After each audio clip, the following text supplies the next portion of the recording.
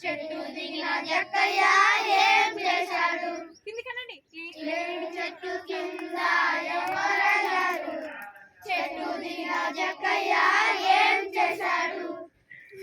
చెట్టు కింద రక్షకుడయ్యాడు. యేసుని జక్కయ్య చేర్చుకున్నాడు. చెట్టు కింద రక్షకుడయ్యాడు. యేసుని జక్కయ్య చేర్చుకున్నాడు.